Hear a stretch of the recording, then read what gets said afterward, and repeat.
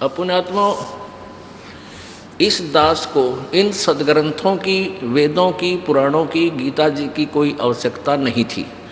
आवश्यकता का तात्पर्य ये नहीं है कि ये रिजेक्टेड है, नहीं।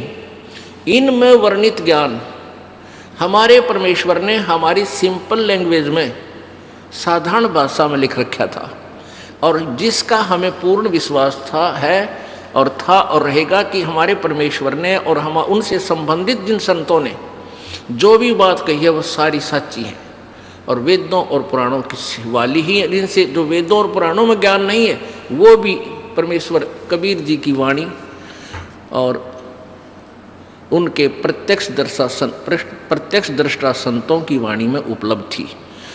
अब इस दास ने ये वेद और गीता और पुराण इसलिए रखने पड़ रहे हैं आपके लिए कि यदि ये दास ये कहे वैसे कि ब्रह्मा विष्णु महेश की जन्म मृत्यु होती है, कोई नहीं मानना है और 20 जगह बुराई करें कि वो तो रामपाल तो ब्रह्मा विष्णु महेश की निंदा करता है, उनको नासवान बताता है, ना तो कोई माने और मेरे सिर और हो जा डले मारे। तो दास का क्या करते भाई, इनको दिखाने का उद्देश्य क्या है? एक समय एक अंधा व्यक्ति अंधेरे में लालटेन हाथ में लेकर जा रहा था। लालटेन जगती हुई रोशनी जगा कर ले जा रहा था, टॉर्च समझ लो, टॉर्च। आगे से बच्चे आ रहे थे उछल कूद करते हुए। उस अंधे व्यक्ति ने कहा कि बच्चों जरा देख कर चलना बेटा, मुझे दिखाई नहीं देता, जरा देख कर चलना, मुझे दिखाई नहीं देता। अब उन बच्चों ने उस अंधे व्यक्ति की बात सुनी और उसके चारों तरफ खड़े हो गए और कहने लगे, बाबा आपको सचमुच दिखाई नहीं देता? हाँ बेटा, मैं बिल्कुल अंधा हूँ। तो उन्होंने कहा बच्चों ने कि फिर लालटेन किस लिए ली है?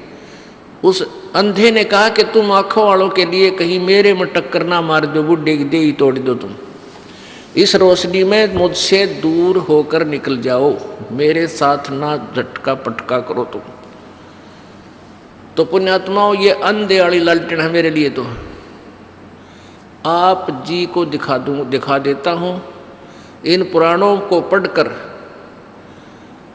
ये मेरे साथ ना खसेंगे जो ब्रह्मा विष्णु महेश के पुजारी हैं, और पुण्यात्मा इस बात को स्वीकार भी करेंगे और अपना कल्याण भी करवा देंगे। इस लालटेन का डबल बेनिफिट है हमारे को, एक तो अपनी जान बचे और दूसरा कल्याण हो जो पढ़ ले और देख लेगा। अब देखिएगा, या लालटेन दिखाता हूँ आपको कि ब्रह्मा विष्णु महेश नासवान है, इनकी जन्म मृत्यु होती है, ये रहट के कुएं की तरह जन्मते मरते हैं। श्रीमद् देवी भागवत यानी दुर्गा पुराण, गीता प्रेस गोरखपुर से। इसके कौन है अनुवादक?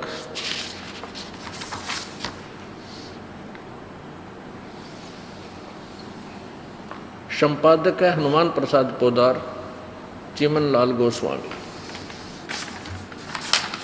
ये कहाँ से प्रकाशित है?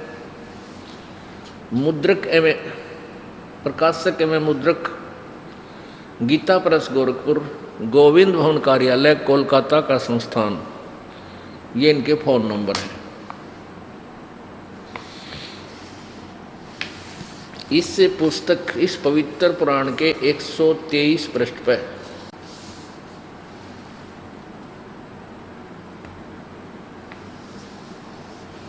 123 पृष्ठ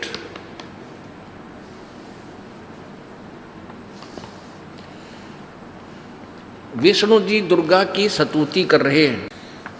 विष्णु जी अपनी माता दुर्गा की स्तुति करते हुए कह रहे हैं, तुम शुद्ध स्वरूपा हो, यह संसार तुम्ही से उद्भासित हो रहा है। मैं ब्रह्मा और शंकर हम सभी तुम्हारी कृपा से विद्यमान हैं। हमारा आविर्भाव अर्थात जन्म और तिरोभाव अर्थात मृत्यु हुआ करता है। केवल तुम ही नित्य हो, जगत जननी हो, प्रकृति और सनातनी देवी हो। भगवान शंकर बोले, देवी यदि महाभाग विष्णु तुम्ही से प्रकट हुए हैं तो उनके बाद उत्पन्न होने वाले ब्रह्मा भी तुम्हारे ही बालक हुए।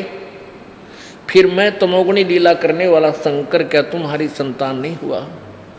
अर्थात मुझे भी उत्पन्न करने वाली तुम ही हो शिवे। संपूर्ण संसार की सृष्टि करने में तुम बड़ी चतुर हो। इस संसार की सृष्टि स्थिति और संहार में तुम्हारे गुण सदा समर्थ है। उन्हीं तीनों गुणों से उत्पन्न हम ब्रह्मा विष्णु एवं शंकर नियमानुसार कार्य में तत्पर रहते हैं। इससे 4 कंसेप्ट क्लियर हो गए। 4 एक तो ये होगा कि ब्रह्मा विष्णु महेश नासवान है, अविनाशी नहीं है, इनकी जन्म मृत्यु होता है। इनके माता दुर्गा है, रजगुण दूसरा। तीसरा रजगुण ब्रह्मा जी, सतगुण विष्णु जी, तमगुण शिव जी है। और चौथा ये हुआ कि ये भगवान केवल वर्क डन, जैसा कर्म प्राणी करता है वैसा ही देते हैं, यानी नियमित कार्य करने में ही तत्पर रहते हैं। जो इनको जैसा आदेश होता है उसका जैसा जिसका संस्कार है वही दे सकते हैं, इसमें कोई परिवर्तन ये नहीं कर सकते। मासा घटे न तिल बधे विधना लिखे जो लेख, केवल सच्चा सतगुरु मेट कर ऊपर मार दे मेख। ब्रह्मा विष्णु महेश केवल प्राणी को उसका किया हुआ फल ही दे सकते हैं। इसलिए इनके विषय में प्रसिद्ध हो गया कि जैसे कर्म करेगा वैसा फल देगा भगवान। अब परमात्मा पूर्ण ब्रह्म के पास एक और वीटो पावर है कि वो अपने सत भक्ति साधक के पापों का विनाश कर देता है, यानी प्रारब्ध में परिवर्तन वो परमेश्वर कबीर जी ही कर सकता है। अब हम अपने उसी मूल उद्देश्य पर आते हैं। अब ब्रह्मा विष्णु महेश कहते हैं चतुर्भुजी भगवान कहावे और हर हर डोर बंधे सब आवे। अब ये और दिखाते हैं आपको कि ज्योत स्वरूपी कहे निरंजन, मैं ही करता भाई। ये ज्योत स्वरूपी कहे निरंजन, ये काल कहता मैं ही भगवान हूँ। ब्रह्मा विष्णु महेश को कहता तुम भगवान नहीं हो, तुमने अपने आप को भगवान मान लिया, ये बड़ी गलती की है, बड़ा अचरज है ये, और मैं ही भगवान हूँ, मेरे अतिरिक्त कोई परमात्मा नहीं है। आज अब आपको ये कंसेप्ट क्लियर किया जा रहा है कि इस काल ने अपने आप को भगवान सिद्ध कर रखा है। इन ब्रह्मा विष्णु महेश को डरा धमका के, इनको धोखे में रख के और पूर्ण परमात्मा का इसने नामों निशान मिटवा रखा है। ठीक है, वेदों गीता में लिखा इसलिए है क्योंकि ये वेद परमात्मा कबीर जी ने पूर्ण ब्रह्म ने इस ब्रह्म के अंतःकरण में फीड कर दिए, इसके कंप्यूटर में,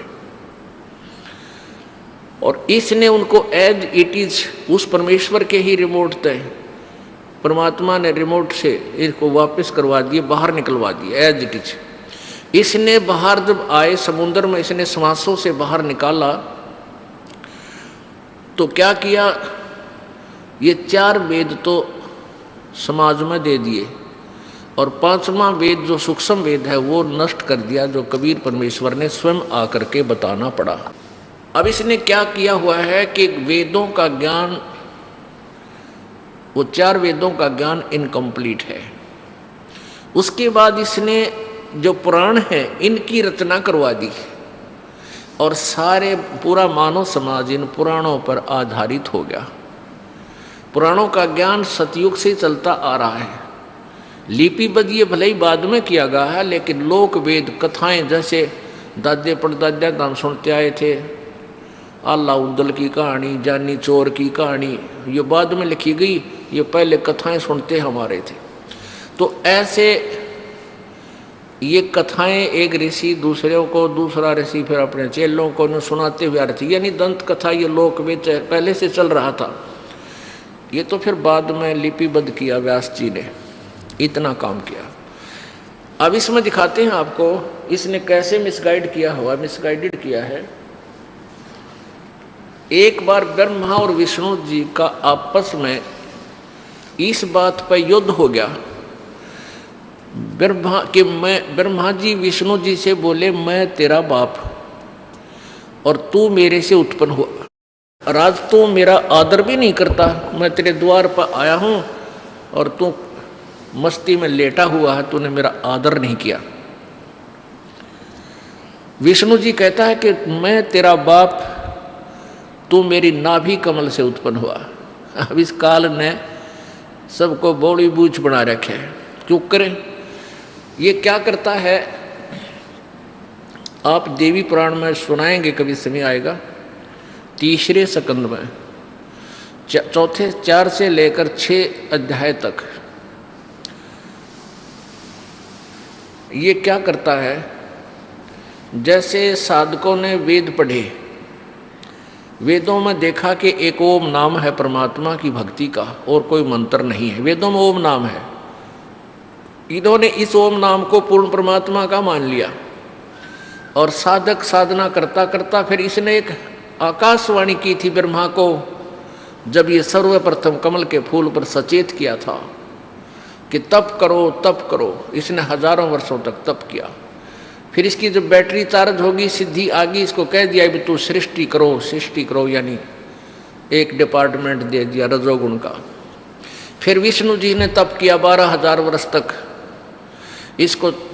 इसकी बैटरी चार्ज करवा दी, सिद्धियाँ आ गई, इसको दे दिया विष्णु वाला। फिर शंकर जी ने तप किया, फिर इसको दे दिया संहार करने का। तो क्या होता, जैसे साधक साधना करने लगा ओम नाम के जाप से करता करता, फिर हठ योग कर लिया। ब्रह्मा जी ने बताया, आकाशवाणी सुनी थी भगवान की, वह थी काल की, उन्होंने मान ली पूर्ण परमात्मा की।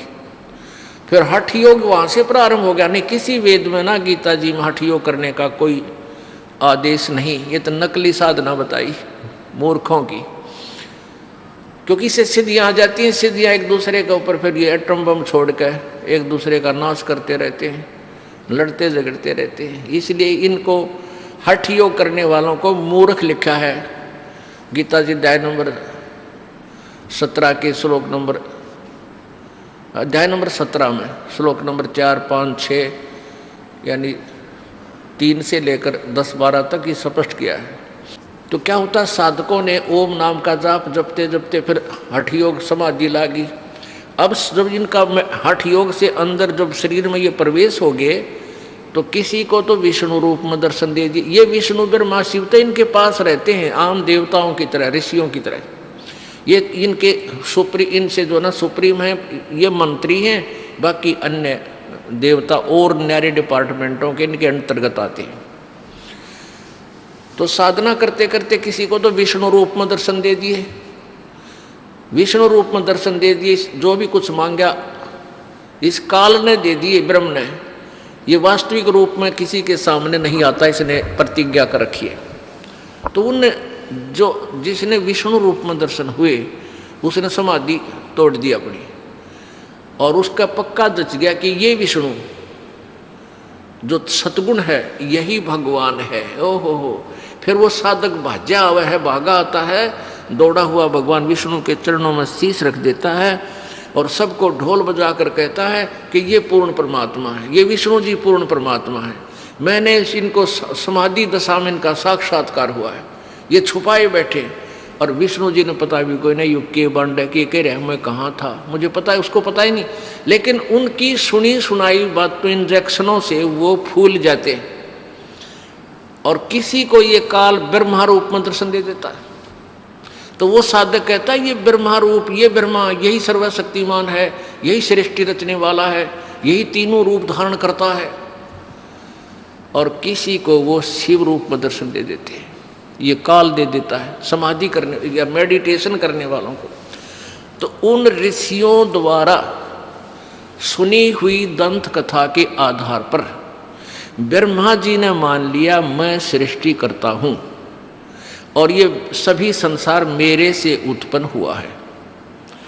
और जिसने विष्णु जी के रूप में दर्शन हुए थे उसने विष्णु जी का इंजेक्शन ला दिया। 1 न 2 न 10 न 20 न 100 ने यही समर्थन कर दिया। तो विष्णु जी का पक्की जचगी कि तू ही भगवान है और तेरी नाभि कमल से ब्रह्मा की उत्पत्ति हुई है। तो यहाँ अड़गी दोनों की लड़ाई। ब्रह्मा जी आया विष्णु जी के घर पे। विष्णु जी शेष नाग की सैया पर सोया हुआ था, लेटा हुआ था मस्ती में। रुक्मणी उसके चरण दबा रही, लक्ष्मी चरण दबा रही थी। आसपास और सैनिक बैठे थे, पार्षद बैठे थे उनके। ब्रह्मा जी ने फिर उसको खोटी खरी सुना दी कि ओ बेटा, मैं तेरे पास आया हूँ, तू अभिमानी हो गया है और तू आए हुए अपने पिता का आदर नहीं करता। मैं तेरा बाप आया हूँ, खड़ा हो। विष्णु बोला, मैं तेरा बाप, तू मेरी नाभि कमल से उत्पन्न हुआ है, मैं सारे ब्रह्मांडों का रचने वाला हूँ। तू कैसे अपने आप को सर्वेश्वर कहता? मैं करता हूँ। अब दोनों का गुट्टम गुट्टा, लट्ठम लट्ठा, हथियार काट लिए, सेना जोड़ ली। इस देवी पुराण में लिखा है कि देवताओं ने भी ऊपर आकाश से फिर जब वो लड़ने को तैयार हुए, फूल बरसाने शुरू कर दिए। अगर कर दो काम, लड़ो। अरे ये देवताओं के लक्षण। देवताओं ने तो बीच में आना चाहिए था। भगवान, जब तुम लड़ोगे, आप ही ऐसे अभद्र व्यवहार करोगे तो हमारा क्या होगा? जनता आपसे क्या सीखेगी? अब परमात्मा कहते हैं, कह कबीर इस संसार में सबकी बुद्धि का नाश। अब ये एक बार फिर सुनाना पड़ेगा यू शिव पुराण के अंदर ये थोड़ा प्रकरण, नहीं तो फिर यह अंधे अड़ी लालटेन अधूरी रह जाएगी। अब देखो, ये शिव महापुराण हिंदी टीका सहित भाग 1, ये कहाँ से प्रकाशित है? ये है श्री शिव महापुराण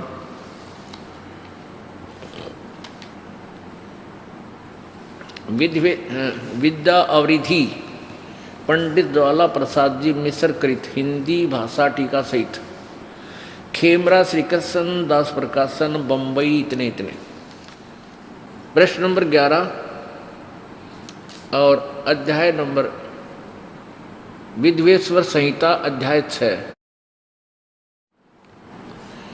अच्छा, यहाँ पर ये यहाँ से शुरू करते हैं। नंदी केश्वर बोले, भगवान शिव का जो वाहन है नंदी केश्वर, नंदी बैल, वो बोल रहे हैं। नंदी केश्वर बोले, हे योगींद्र, आगे एक समय विष्णु भगवान शेष सैया पर अपने गरुड़ आदि पार्षदों के से संयुक्त लक्ष्मी सहित शयन करते थे। उस समय ब्रह्म ज्ञानियों में श्रेष्ठ, किसी उपमा इनकी, ब्रह्म ज्ञानियों में श्रेष्ठ ब्रह्मा जी अपनी इच्छा से ही वहां आए और सब प्रकार सुंदर सेज पर शयन करते हुए कमल लोचन विष्णु जी से पूछने लगे, तुम कौन हो जो मुझे देखकर अभिमानी पुरुष के समान शयन करते हो? ये ब्रह्म ज्ञानी ने नो बेरा तू यू कौन है? ने तुम कौन हो और मुझे देखकर अभिमानी पुरुष के समान शयन करते हो, सोए पड़े हो? हे वत्स, उठो। हे बेटा उठो, देखो मैं तुम्हारा स्वामी आया हूँ। जैसे तीसरी चौथी कक्षा के बालक लड़ा करे ना आपस में, मैं तेरा बाप आया हूँ, उठ बेटा।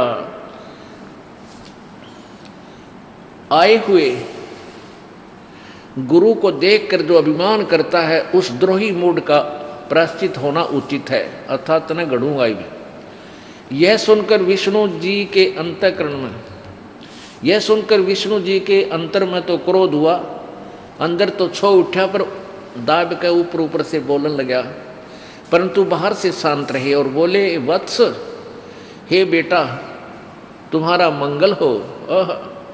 बैठो, इस आसन पर विराजमान हो। इस समय तुम्हारा नेत्र कुटिल और मुख वक्र क्यों हो गया? बांगा क्यों मुंह हो रहा तेरा? ब्रह्मा जी बोले, वत्स विष्णु, ब्रह्मा जी बोले, बेटा विष्णु, तुमको समय के प्रभाव से अभिमान है।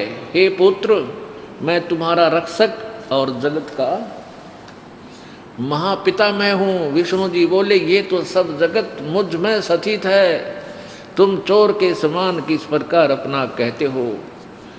तुम मेरी नाभि कमल से उत्पन्न हुए हो, इससे मेरे पुत्र हो, मुझे पुत्र कहना व्यर्था है। नंदीकेश्वर बोले, इस प्रकार ब्रह्मा विष्णु दोनों ही रजोगुण से मुक्त होकर विवाद करने लगे। मैं श्रेष्ठ हूं, मैं स्वामी हूं, ऐसा कहकर एक दूसरे को मारने की इच्छा से युद्ध करने में उत्सुक हुए और हंस गरुड़ और वाहन पर परस्पर सतीत होकर ये दोनों देवता युद्ध करने लगे। तब ब्रह्मा और विष्णु के वाहन गण भी युद्ध करने लगे। तब संपूर्ण देवता विमानों में बैठकर उस महा अद्भुत युद्ध को देखने चले आए और आकाश में उनके ऊपर फूल बरसाने लगे। जय हो देवताओं की। भले पुरुषों, बीच में आना चाहिए था, छुटाने चाहिए थे, रे क्यों नाश करो हो देवताओं। नुको पन तो फूल बरसाव जो कर खागड़े बढ़ाया करें जोटे हो कलकी दे दे के करो। ये हमारे देवताओं के लक्षण हैं। तो जनसाधारण का क्या होगा पुण्यात्मा, ये देख लो इस तत्व ज्ञान के अभाव से। अब थोड़ा सा मौखिक बताया गया दास।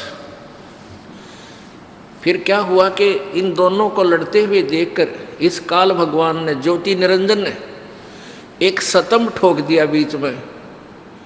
एक सिद्धि सेन के बीच में एक मोटा सा एक थांब पिल्लर, और वो तेजों में था, वो बहुत लंबा चौड़ा सिद्धि तक। जैसे अब ग्रीष्म ऋतु में तेज हवा चलती है ना, तो एक हुलिया सा उठा कर आंधी का, उसको चारों तरफ धूल, इसमें धूल भर जाती है, ऐसे चक्कर काटता हुआ नीचे से लेकर ऊपर तक दिखाई देता, ऐसा समझ लो। ईसा सतम था, वो बीच में आ गया। वो लड़ना भूल गए। तो दोनों जने सोचा भी न देखा ये कितना लंबा चौड़ा, एक ऊपर न चला गया कि नीचे ने। लंबी कथा है। फिर क्या हुआ, इतने में यो काल ज्योति निरंजन शिव रूप धारक है, अपने बेटे शिवजी जैसा रूप बनाकर और वहां प्रकट हो गया और इनसे बोला कि बेटो, ये पुत्रो, मेरी बात सुनो। तुमने अपने आप को भगवान मान लिया, तुम्हारी नालायकी है, तुम भगवान नहीं हो। अब ये सिद्ध करते हैं। ये है शिव पुराण पृष्ठ नंबर 17, विद्वेश्वर संहिता, अध्याय 9। यहाँ पर नंदीकेश्वर बोले, इस प्रकार भगवान ने उन नम्र हुए ब्रह्मा और विष्णु पर अनुग्रह करके उनके युद्ध में जो परस्पर उनकी सेना मारी गई थी, उस सब को अपनी शक्ति से जीवित कर उठाया। आगे फिर क्या बोला, उनसे संबोधित करके कहने लगा, मेरे सकल और निष्कल भेद से दो रूप हैं, परंतु और ईश्वर नहीं। नो कहे और कोई भगवान को नहीं, मैं ही हूँ जो कुछ हूँ। इस कारण उनके दो रूप नहीं हो सकते। पहला सतम रूप और दूसरा पीछे मूर्तिमान रूप धारण किया। इसमें ब्रह्म रूप निष्कल है, ईश्वर रूप सगुण है। मेरे ये दोनों रूप सिद्ध हैं, दूसरे किसी के नहीं हो सकते। इस कारण तुम दोनों को अथवा दूसरों को ईश्वर तव की प्राप्ति नहीं हो सकती, यानी कोई भगवान नहीं है। तुमने जो अज्ञान से ब्रह्मा विष्णु को कह रहा है ये काल ज्योति निरंजन ब्रह्म, तुमने जो अज्ञान से अपने को ईश माना, भगवान मान लिया, यह बड़ा ही अद्भुत हुआ। उसके दूर करने को ही मैं रण स्थान में आया हूँ। अब तुम अपना अभिमान त्याग कर मुझ ईश्वर में अपनी बुद्धि लगाओ। मेरे प्रसाद से लोक में सब अर्थ प्रकाश करते हैं। क्या कहता, मैं ही ब्रह्म हूँ और मेरा ही कल अकल रूप है। ब्रह्म होने से मैं ईश्वर हूँ अनुग्रह आदि कहीं मेरा कृत्य है। सर्वव्यापी होने से और जगत के वर्धक होने से मैं ब्रह्मा हूँ और ब्रह्म केशव, हे ब्रह्म केशव, समतव और व्यापक होने में से मैं आत्मा हूँ। मैं सबका ईश हूँ, यह मेरा है, मेरे सिवाय किसी दूसरे का नहीं है। प्रथम तो ब्रह्म तत्व ज्ञान के निमित्त निष्कल ब्रह्म का प्रादुर्भाव हुआ 18 पर। इससे मैं अज्ञात रूप हूँ, पीछे तुम्हें प्रगट दर्शन देने के निमित्त साक्षात ईश्वर, तत्क्षण ही मैं सगुण रूप हुआ हूँ। हे पुत्रो, हे बेटो, काल कह रहा है, हे पुत्रो, ये कृत यानी ये डिपार्टमेंट उत्पत्ति और सतिथि का यह कृत आपने तप से प्राप्त किया है, जो कि सृष्टि की उत्पत्ति और पालन कहता है। सो मैंने प्रसन्न होकर तुम्हें दिया है। इसी प्रकार से दूसरे दो कृत रुद्र और महेश्वर को प्रदान किए हैं, परंतु अनुग्रह कर्तव्य कोई भी पाने को समर्थ नहीं है। सो पूर्व के कर्म तुमने समय से विसार दिए थे, रुद्र और महेश ने उनको नहीं बुलाया। अब 19 पर देखो, रूप वेश यानी रुद्र और महेश ने अपने आप को अभिमानी नहीं बनाया, तुमने बना दिया, इसलिए तुम्हारे को सीधा किया मैंने। रूप वेश कृत आसन वाहन आयुध आदि में हमारी साम्यता थी है। हे सौम्य, मेरे ज्ञान के विमुख होने से तुम्हें अज्ञानता आ गई। मेरा ज्ञान होने से ऐसा नहीं हो सकता। ज्ञान और रूप महेश के तुल्य हो जाता है। इस कारण उस ज्ञान की सिद्धि निमित्त ओमकार नामक यानी ओम मंत्र का मंत्र जप करो। यह अभिमान का दूर करने वाला सोई निज मंत्र उपदेश करते हैं। यह ओंकार मेरे मुख से उत्पन्न होने से मेरे ही रूप का बोधक है और महामंगल करने वाला है। यह वाचक है, मैं वाच्य हूँ। यह मंत्र मेरा आत्मा है, उसके स्मरण से मेरा स्मरण होता है। हो गया सीधा। आगे इसमें कई विश्लेषण दे रखे हैं इसका भी। उत्तर की ओर से मुख से आकार, पश्चिम के मुख से उकार, दक्षिण के मुख से मकार, पूर्व के मुख से बिंदु। यानी ये ओम एक अक्षर जो है इस काल का ही है, उत्पन्न हुआ। इस प्रकार 5 प्रकार से निर्गत हुआ यह एक ओंकार ऐसा एकाक्षर हो जाता है। गीता जी अध्याय नंबर 8 के श्लोक नंबर 13 में गीता ज्ञानदाता ये ज्योति निरंजन काल है, ब्रह्म है, ये कह रहा है कि मेरा एक ओम अक्षर है। ओम इति एक अक्षरम ब्रह्म व्यवहारन माम अनुसमरण यह परियाति तदन देहम सयाति परमाम गतिम। मेरा एक ओम मंत्र है, एक अक्षर, यह एक अक्षर ओम मेरा मंत्र है मुझ ब्रह्म का, माम ब्रह्मन मुझ ब्रह्म का। और जिसका ये जो इसके अंतिम समय तक साधना करता है वो मेरे वाली परम गति को प्राप्त होता है। और अपनी परम गति को 7वें अध्याय के 18वें श्लोक में स्पष्ट किया है कि मेरे वाली गति भी अनुत्तम है, अश्रेष्ठ है, घटिया है। इसलिए तो 18वें अध्याय के 62वें श्लोक में कहा कि अर्जुन तू सर्वभाव से उस परमात्मा की शरण में जा जिसकी कृपा से तू परम शांति और शाश्वत स्थान यानी सनातन परम धाम को प्राप्त होगा, तेरा फिर कभी जन्म मृत्यु नहीं होगा। अब प्रश्न ये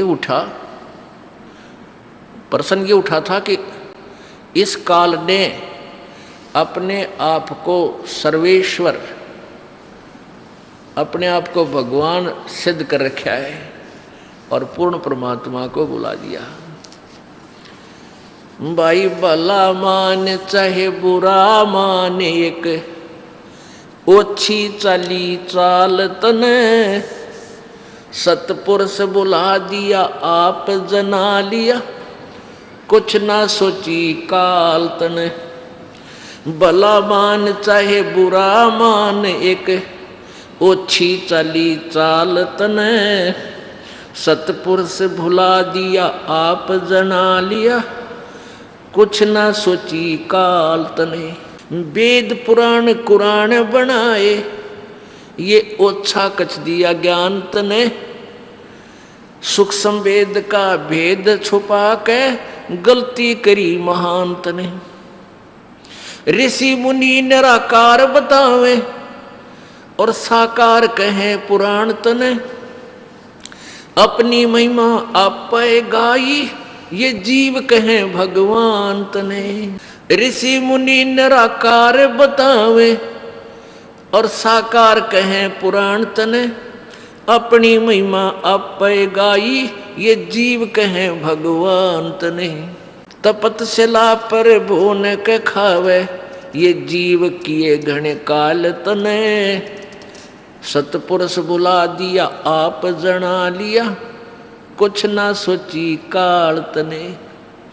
भला मान चाहे बुरा मान, एक ओछी चली चाल तने, सतपुरुष बुला दिया आप जना लिया, कुछ ना सोची काल तने। ऋषि मुनि सब करें तपस्या, ए भगवान हमें मोक्ष दिए, तप करवा के राज दे दिया, फिर 184 में ठोक दिए। ऋषि मुनि सब करें तपस्या, हे भगवान हमें मोक्ष दिए, तप करवा के राज दे दिया, फिर 184 में ठोक दिए। 5 तत्व की कैद बना के इसके अंदर रोक दिए, मोह ममता की बेड़ी हिला के ये जड़ कर्म जड़े गले में तोक दिए।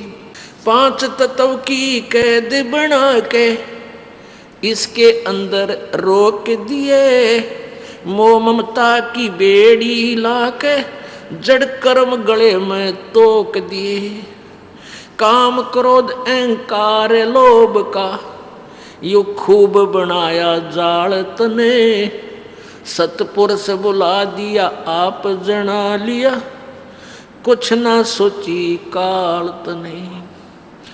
भला मान चाहे बुरा मान, एक ओछी चली चाल तने, सतपुरुष बुला दिया आप जना लिया, कुछ ना सोची काल तने।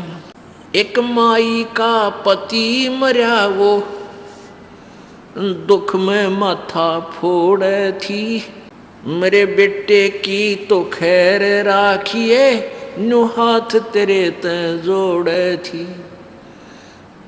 एक माई का पति मरा, वो दुख में माथा फोड़े थी, मेरे बेटे की तो खैर राखिए, नु हाथ तेरे ते जोड़े थी। उस दुखिया का एक बेटा, वह बेटे पे दिन तोड़े थी, अपने पूत की खैर के लिए वो तेरे देई धाम को दौड़े थी। उस दुखिया का एक बेटा, बेटे पे दिन तोड़े थी, अपने पूत की खैर के लिए तेरे सब देई धाम को दौड़े थी। उसके आगे ओ भी खा लिया, कति करी न टाल तने, सतपुरुष बुला दिया आप जना लिया, कुछ ना सोची काल तने। भला मान चाहे बुरा मान, एक ओछी चली चाल तने, सतपुरुष बुला दिया आप जना लिया, कुछ ना सोची काल तने। एक तरफ तो कंस बनाया और बनाया कृष्ण भगवान तू ही, अपना स्वार्थ सिद्ध करने को ये बना दी चारों खान तू ही। एक तरफ तो कंस बनाया और बनाया कृष्ण भगवान तू ही। अपना स्वार्थ सिद्ध करने को ये बना दी चारों खान तू ही। सतगुरु जी की मेर हुई तब हमने तेरी जान हुई। ये ओछी उपासना सारी ये छुटगी और बुरे कर्मों की आण हुई। सतगुरु जी की मेर हुई तब हमने तेरी जान हुई। ओछी उपासना सारी ये छुटगी और बुरे कर्मों से आण हुई। राम देवानंद धन मेरे सतगुरु उद्धार दिया रामपाल तने। सतपुरुष बुला दिया आप जना लिया कुछ ना सोची काल तने। अब के इसी के ऊपर ये पूरा निर्णायक ज्ञान दिया है कि भाई काल भगवान राजी रह चाहे नाराज हो, ये तेरी आपकी अपनी सलाह है, लेकिन तूने बहुत जुल्म कर दिए। ये ओछी चाल चली कि परमात्मा को बुला दिया तो आप भगवान बन बैठा। ये ज्योत स्वरूपी कहे निरंजन मैं ही करता बाई, और फिर एक न करता दो न करता नौ ठहराए भाई। वेद, ये चारों वेद और पुराण और कुरान इनकम्प्लीट नॉलेज है, कंप्लीट नहीं है, ओछा ज्ञान है, अधूरा ज्ञान है। अब पुराणों में वेदों में तो साकार लिख रखा और ऋषि मुनि कहे सब वो निराकार है। अभी सब की बुद्धि काल के हाथ में, उल्टी साधना, इनकम्प्लीट ज्ञान, यही उलझा रखा पूरे जीव को, नास्तिक बनाने जा रहा था ये कलयुग में। परमात्मा ने अब दया करी हमारे ऊपर, ये ज्ञान दे दिया और फिर से परमात्मा में आस्था होगी